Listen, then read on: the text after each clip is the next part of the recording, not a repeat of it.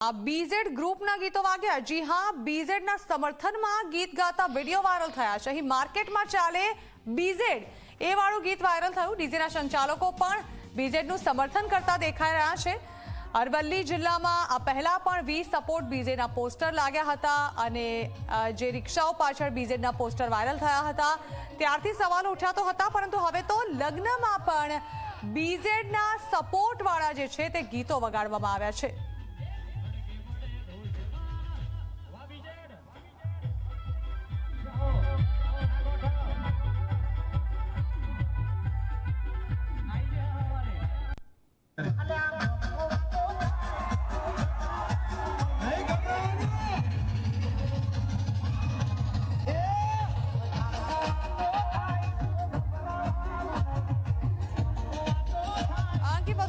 संवाददाता महर्ष આપી રહ્યા છે। महर्ष, આ પહેલા રિક્ષા પર લાગેલા બીઝેડના સમર્થનના પોસ્ટર્સ અને હવે લગ્નમાં પણ બીઝેડનું સમર્થન કરવામાં આવી રહ્યા હોય તે પ્રકારના ગીતો ડીજે વગાડ્યા। જાણવા માંગીશું કે શું માહિતી સામે આવી રહી છે અને આ મુદ્દે બીઝેડના સપોર્ટિંગ વાળા જે લોકો છે તે ધીમે ધીમે બહાર આવી રહ્યા હોય તેવું લાગી રહ્યું છે। જી જણાવે જેવી રીતના બીઝેડનું આખું જે સમગ્ર કૌભાંડ આવ્યું હતું ત્યારબાદ એક મહિના બાદ આ ભૂપેન્દ્ર ઝાલાની ધરપકડ કરવામાં આવી હતી અને એમના સમર્થકો હતા અને ભૂપેન્દ્રસિંહ ઝાલા પણ હતો જેલમાંથી બહાર આવવા માટે અને આ ગુનામાંથી બહાર આવવા માટે હવાતિયા માર્યા હતા।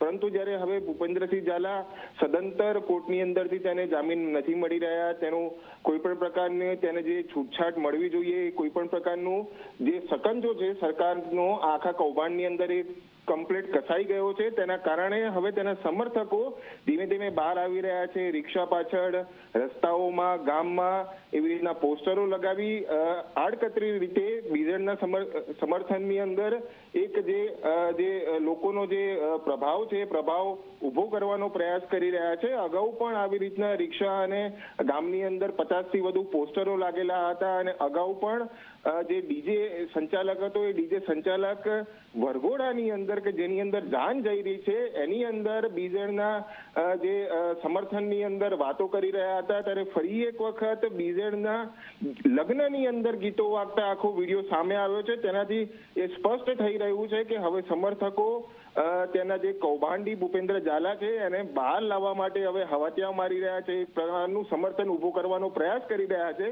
પરંતુ આ સમગ્ર મામલે હજુ સુધી પોલીસે કોઈ નક્કર કાર્યવાહી નથી કરી। કોણ પોસ્ટર લગાવી ગયું, કોણે રિક્ષાઓ પાછળ પોસ્ટર લગાવ્યા કે આ ડીજેની અંદર જે પણ પ્રકારનું બીજેડનું સમર્થન થઈ રહ્યું છે તેની બાબતે પોલીસ સદંતર મૌન છે।